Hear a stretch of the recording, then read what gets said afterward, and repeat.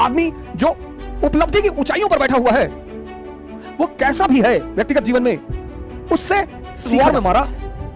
तुम्हारे घर में घुसकर तुम्हारा बेड़ा उड़ा देते हैं, स्विस कैनाल पे कब्जा कर लेते हैं, इजिप्ट की एयरफोर्स पूरी उड़ा देते हैं, तुम्हें ये चीज आश्चर्य नहीं करती? बस गाली ही देते हो।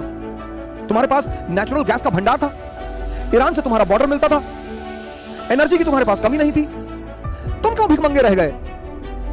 तुमको किसने रोका? करता गाली देना किसी समस्या का समाधान नहीं है। और जब भी तुम किसी को गाली देते हो तो एक बात तो स्पष्ट हो जाती है कि तुम उससे मुकाबला करने में सक्षम नहीं हो। 100 साल तक यूरोप आपस में लड़ता रहा, 100 years वॉर, और आज यूरोपियन यूनियन। कब तक तुम F-18 खरीदोगे और भीख मांगोगे? और कब तक हम राफेल खरीदेंगे और भीख मांगेंगे? कब तक तुम F-18 पर बैठ के ईद का चांद देखोगे? और कब तक हम राफेल पे खड़े होकर ड्रिप इरिगेशन करेंगे हिंदुस्तान में? अगर हम वो सारा पैसा हेल्थ सेक्टर और एजुकेशन सेक्टर में लगा दें तो अगले 10 साल में तुम्हारी भी वाह वाह और हमारी भी वाह वाह।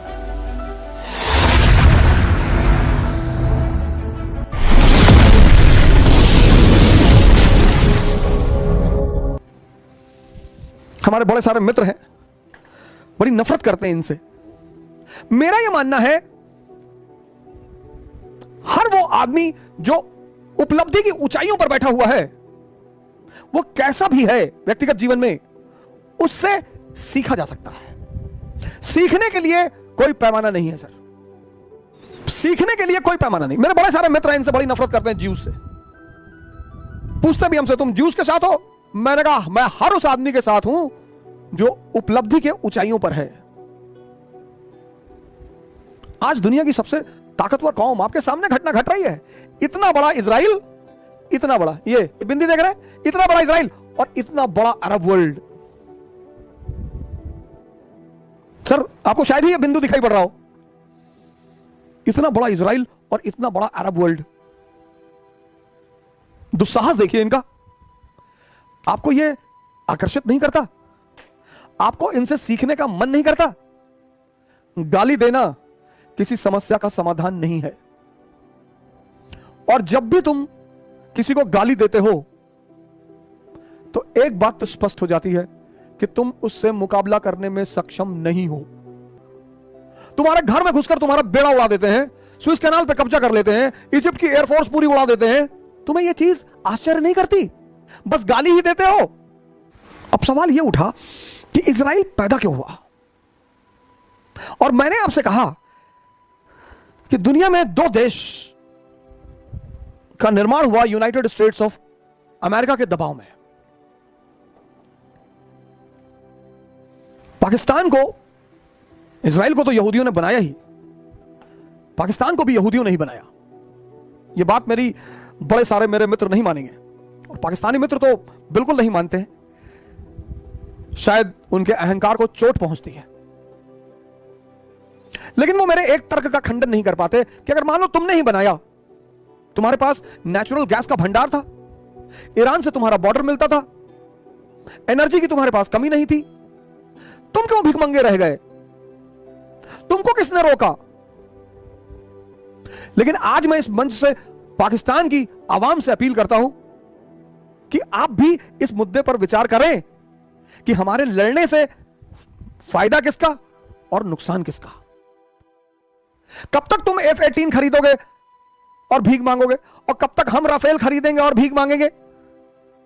कब तक? हालांकि मैं बड़ा विरोध करता हूं पाकिस्तान का बहुत सारे मंचों पर, उसके पीछे मेरे कारण होते हैं। कुछ लोगों को मुझे जब तीस पहुंचानी होती है तो मैं कुछ चीजें जानबूझकर बोलता हूं। पाकिस्तान, हिंदुस्तान, बांग्लादेश, ये सब एक ही भूमि के हिस्से हैं, और कभी ना कभी ईश्वर ने चाहा, शायद हमारे ही द्वारा इन सब का एक संघ बनेगा। क्योंकि युद्ध किसी भी समस्या का अस्थायी समाधान नहीं है।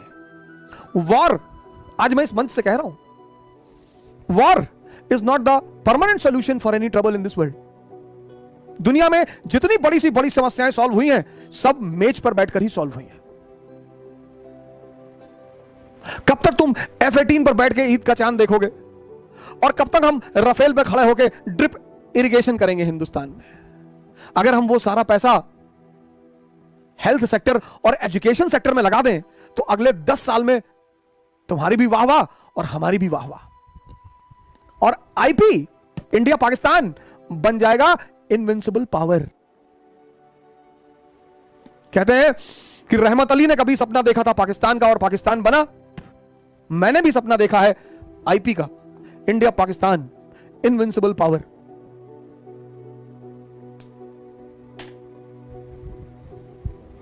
नाराज होने की जरूरत नहीं है, बिल्कुल नहीं है, समझने की जरूरत है। 100 साल तक यूरोप आपस में लड़ता रहा, 100 years वॉर, और आज यूरोपियन यूनियन सब मिलकर चल रहे हैं। ईस्ट जर्मनी और वेस्ट जर्मनी अलग रहे, आज जर्मनी एक महाशक्ति है।